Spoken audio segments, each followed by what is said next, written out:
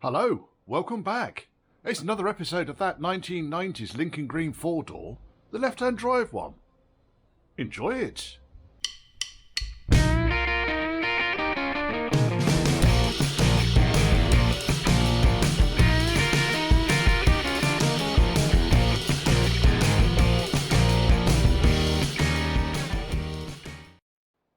And while you're getting yourself ready with a nice warm cup of beer or something, a couple of messages. First and foremost, can you check you're subscribed? If you think you are, just double check please. If you're not, why not? Helps the channel, helps this sort of nonsense. If you want to contact me, then it's churchhouseclassics, and that's all one word, @gmail.com. If you fancy supporting the channel, there's a PayPal me link scrolling down here. All donations are very, very, very gratefully received. Do appreciate it, thank you.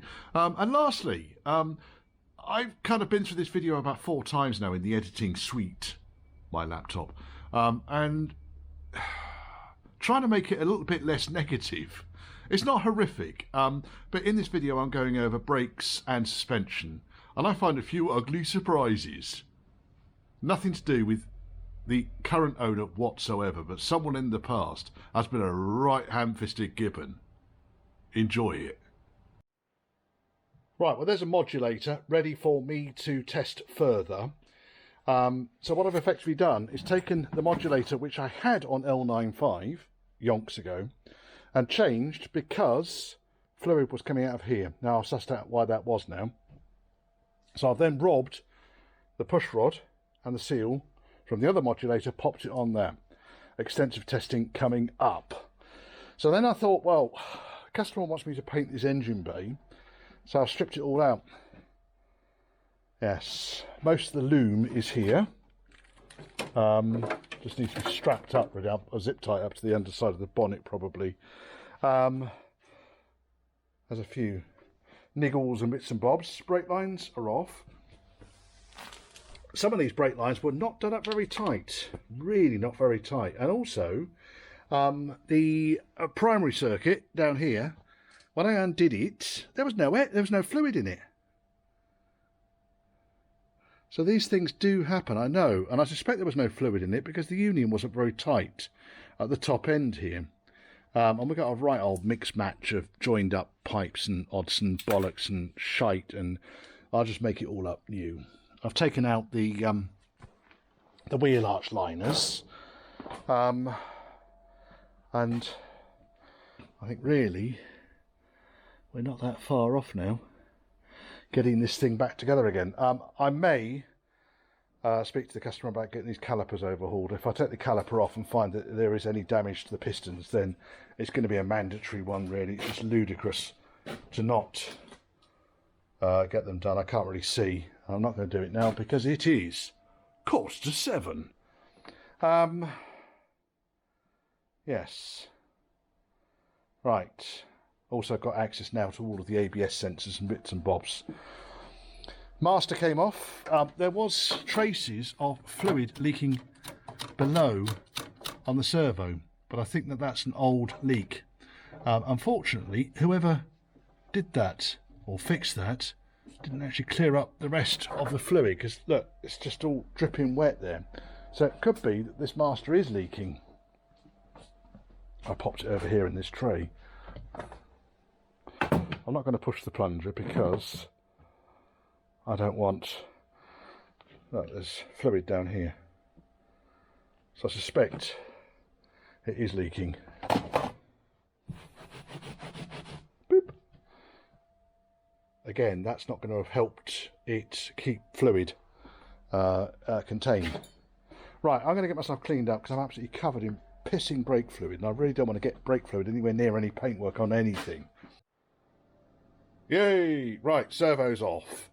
2 fixings on this. I'll tell you one thing though, that doesn't look very fucking healthy, does it? Let's try and compress. Oh dear. That is full of brake fluid. That's ludicrous. There's a brake master cylinder that's been leaking significantly there, and I reckon it's that one. Oh dear, oh dear, oh dear, oh dear, oh dear, oh dear, oh dear. Yeah. fuck's sake. Probably explains why there was air in one of the circuits down here, as I mentioned already. I can't remember which one it was now. But what I can do now is I can continue to start ripping all these pipes and so forth off, get this thing ready for a coat of paint. Perhaps put a torch up here, Richard, so we can see what's going on. Right, so there we go. Everything is kind of out of the way now. We have got a bit of a mess going on with paint around this. It's like someone just went in there and just sprayed everything. I don't know how I'm going to tidy these inner wings up, I'll be honest. I think it might end up being that I'm certainly going to pick all this seam sealer. You can see it's all peeling away already. And you can see what these things look like right at the start of that process.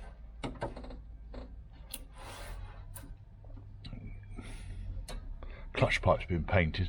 I'll take these two steel lines off. They've been robbed from somewhere, haven't they?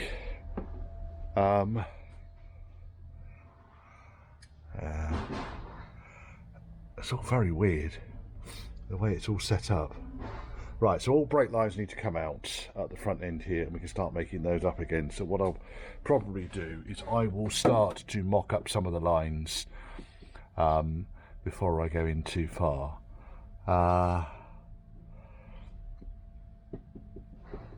Just looking at other things around about here, really.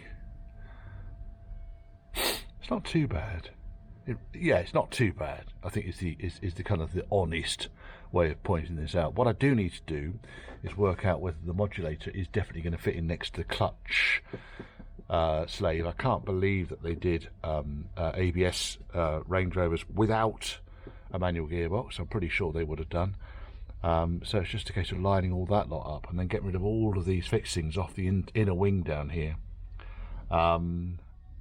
And yeah, working out some way that we're going to be able to do this, but without immobilising the entire car. I mean, none of it is pretty. Need to weld that little seam up there.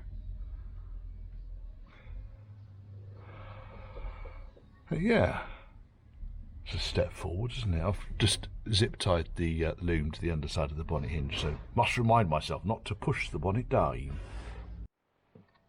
Right, taking the non-return valve out, I managed to get that much brake fluid out of there. That's a couple of reservoirs worth of fluid in there. So I think that's been leaking for a reasonable amount of time, it's safe to say. Right, enough of that bollocks though. Let's get on with stripping out brake lines. The other thing I want to do is to get the calipers off and find out what the pistons look like. Well, all brake lines in engine bay are out. Picked all that shit out down there, as you can see.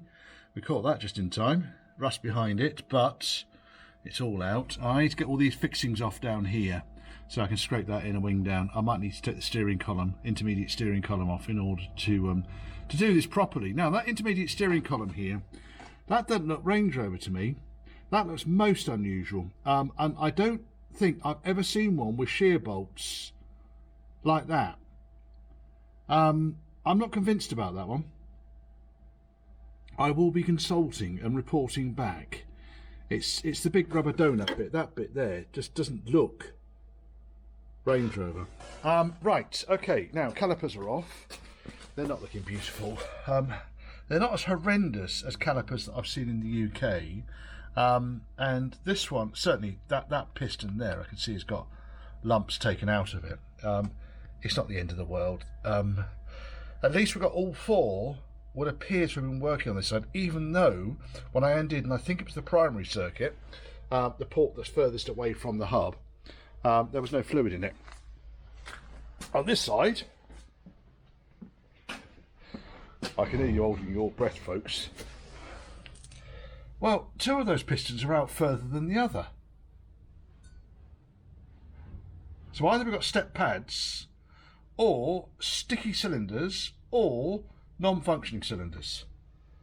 I think it's time for a refurb.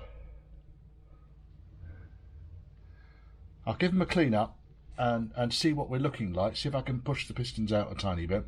just with some air. If the piston's looking shiny all over, I will consult with the customer, because it's difficult to know the age of the calipers, and there are rubber seals in there, and if the rubber seals wear out, then your fluid leaks up. But there's no sign of any leaking on this piston, on this caliper, but the sheer amount of crap on this one might lead me to believe that either we've got a biblical leak from the hub, and I haven't checked the hub level yet, or the caliper's leaking on this side.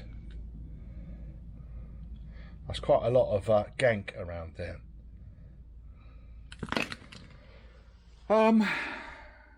Discs look good though. Happy enough with those.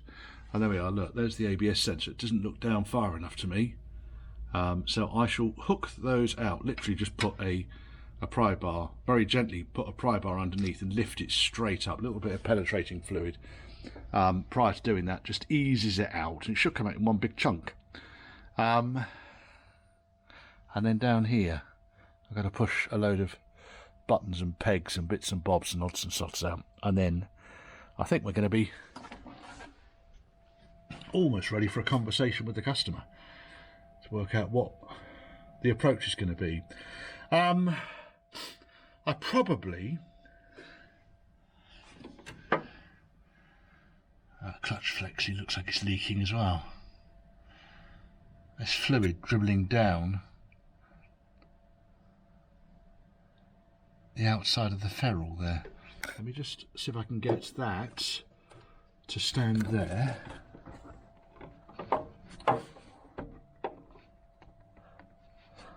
I'd say that is as old as Noah. Let me take the light out that causes the flickering.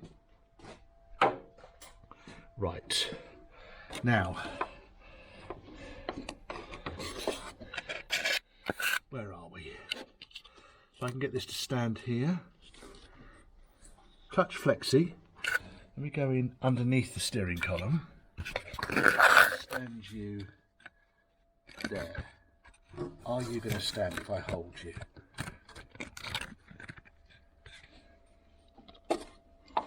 Now, look at the cracking on that clutch flexi hose. I reckon I could snap that off. I'm going to try and get it off in one bit.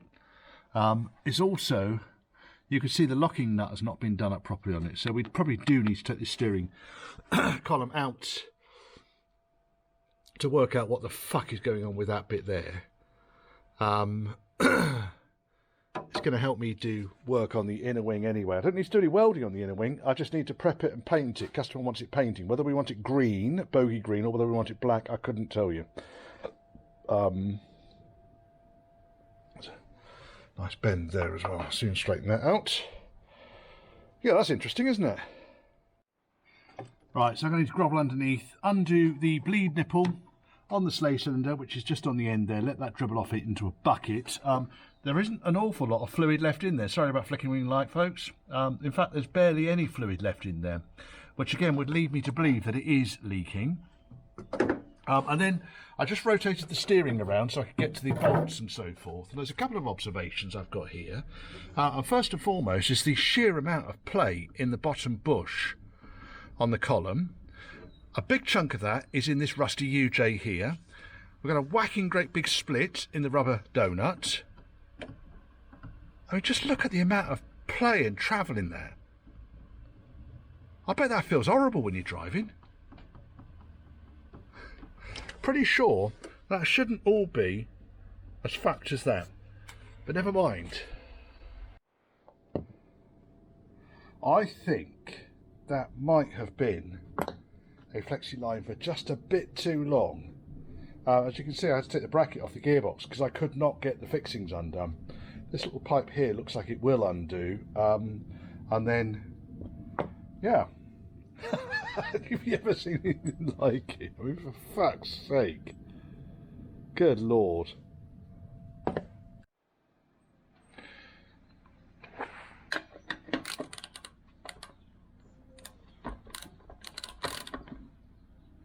They're not very tight, are they?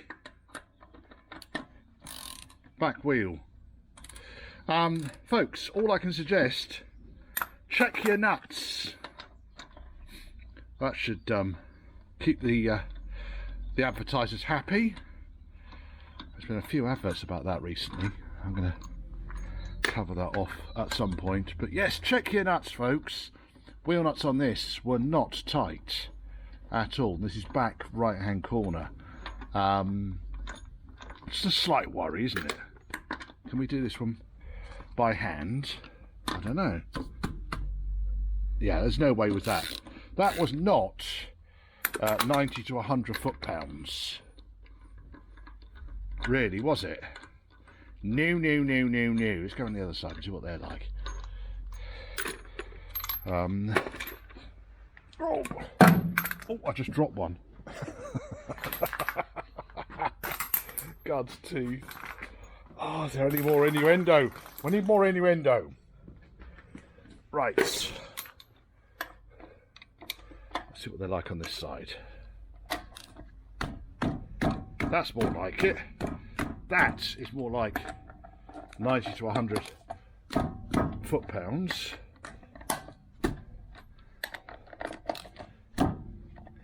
Yes, right, I'm going to get the dugger gun on those. That's not a problem though. Whereas the caliper's all stripped down and ready for shipping.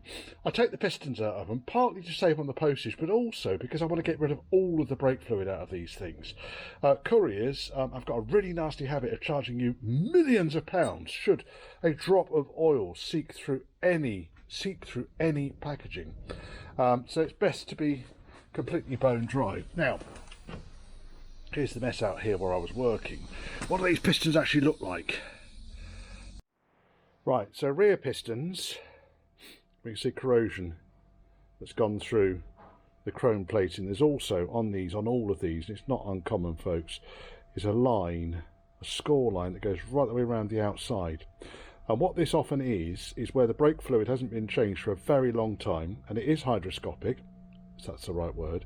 It does soak up moisture, and when the pistons haven't moved for a very long period of time, the moisture is held tight against the piston, against the seal, between the seal and the piston, and it rusts them, creates that little ring. So that one's scrap. That one is, well, that's the worst of the lot. Similarly, we've got the ring of doom and rust around the lip. Really pronounced ring of doom on that one. Look at that one's a beauty there. You see both halves of the seal there, when the moisture's got trapped against it, and rust around the edge. Fronts, similarly, we've got the ring of doom, when the moisture's been trapped against the piston where it's sat for a very long period of time, and then obviously it's rusted around the outside. Yeah, chrome has gone there, big lump of chrome over there. These are all scrap. Originally, I think these were all chrome plated. You can't get that anymore. This is all rusty around the edge there. Look at that beauty. That's where the piston sat, in the bore. Pads have been pretty worn. That one's got a huge scratch there. Someone's been at that, haven't they? It's probably got the best one of the lot. Nice big lump there and there. Again, you can see the ring. All of this damage will ultimately just tear new seals, so it's pointless reusing them. Defeats the purpose of a brake rebuild if you are going to reuse them. So, in the scrap bin. Clear up this mess now. So midway through roughly routing all of these brake lines through the engine bay, trying to get it as tidy as I possibly can. And I'm working on now the right-hand rear line, which is the one that's kind of dangling over the side here, which needs to go basically down here past the mount, and then goes through a union on the front floor support. And I managed to get the old one off. And it was very tight, I'll be honest. And I think we need to take some time out to have a very close look at this union here. Look at the fucking state of it. Someone, they've even tried to cut it off, look. Someone tried to reuse that. Well, someone did reuse it, didn't try to. You really have got to be fucking joking me. I mean, there's barely any thread left on it. So there's a thread on the outer bit there. That's special. That's going. That, my friends, goes into the Black Museum of bodged bits I've taken off cars. And there's a few bits in the Black Museum of bodged parts. There's the 8mm lump of steel in place of a fuse. There is swivel pins that the main agent failed to notice were so shagged out that they were causing a failure on the ABS warning lights. There's a couple of other bits. That's going to go up there. That's going to go with that. There we are. You get pride of place on that. The things people put back onto cars. Right. Now I have got the original line off. What I'm going to do is just measure this up and drop this straight down here. So it goes down past the mounting down there. And then it can join on this rail. Getting these springs off, it's not too much of a problem. I do have to use the spring compressors because I'm not taking the anti-roll bar off again. If I thought about it, I'd have done the axle drop before I put the anti-roll bar back on. You can see I've been making up all these nice brake lines here. There is no securing strap on the bottom of the spring. Now, I doubt this thing is ever going to get to extreme axle articulation, but if it ever did, then the spring's going to come adrift. Now, it's not going to fall out purely because the damper will hold it in, but it's not ideal, folks. The spring mounts to the front, they look like that, sort of like a half moon shape, with bolts out the side because the damper goes down the middle. That's the first observation. Next observation, over here, we're actually on the bench. Let's turn you off. So I've taken the turret mounting plate from the top. Look at the state of these bolts. I don't know if that's coming across, but all of these bolts are really badly twisted and bent. Look at that one there. It's like a fucking banana. Now, I thought about just running the die down these, but the die is not going onto any of them particularly easily. Fuck's sake! So I can't put the new spring on. There's the new spring, lowered spring. Right, so let's compare then the lowered spring to the standard spring unsprung. Unsprung! Right, there you go. There's your inch. They're 25% more heavy duty as well. So these are famous for F4 RF -1, as in 1 inch drop, and it's F4R F for front. They're not handed on these springs, on the replacement springs. They are on the originals. So on the originals with left-hand drive, you've got different springs on each side. Just be aware of that if you're going standard. Yeah, well, that's pissed on my fireworks really, isn't it? So I'm just going to jack the axle back up again and support it on the stand. I've got one side supported on the stand, just not the other. What a pain in the arse. Nothing's ever straightforward, is it? Okay, lowered springs are on the front. It's pretty low. Oh my goodness. Yes, I don't know what to compare it against really. So I put these on southpaw, and it seemed, I'm fairly sure it's sat higher than this. Now, the back end of the car is up in the air, and it's supported on the chassis at the moment because I've dropped the axle right down so I can get the old springs out, which they are. Now, bear in mind, this thing hasn't got a levelling strut for one reason or another. But check out the difference of the springs, the difference in height of the springs. So the one on the left is the one I've just taken off the car. And the one on the right is the 1 inch lowered, 25% heavy duty spring. So that's quite a bit of kit there. And then dampers. So we've got an adjustable damper And it works. And I thought, oh, great, we've got a pair of dampers here. Might be able to put these back on again. And we go to the other side.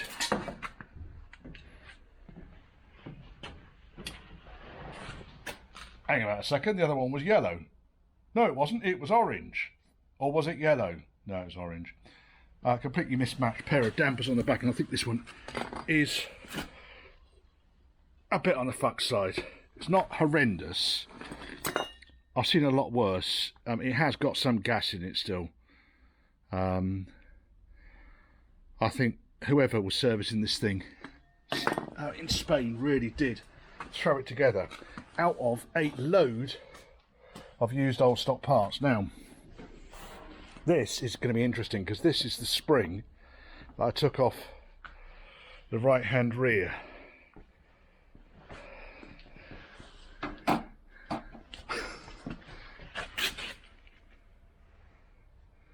Yeah, I really don't know what to suggest. In fact, that was left hand front, right hand rear, left hand rear, right hand front is over here. There we are. And I know left hand drive do have different spring is twisted. I know left hand drive do have different ratings on one side or the other, but all four of those springs are completely different. Yes. Right, back end is on the ground. That is quite a bit lower. Certainly from where I'm standing I can see the roof of L95 behind. Might even be 2 inches lower, but it's got a nice look to it. Can't really see because I can't get far enough back. Quite purposeful. Right, so rear dampers and rear springs fitted. Front springs fitted, not fitted front dampers because it makes sense to leave that there. I also need to paint the front end. Bounces like John Candy's car in Uncle Buck. Great film. Yeah, that's gone down quite a lot, really, hasn't it? Well, we could 3 fingers. And on L95, I know there's no back seat or anything in L95, but there's piles of crap up against it. Yeah, 5 fingers. So whatever a finger and a half is an inch. Let's drop that down by. I got to see what I can do about that gap. Not happy with it.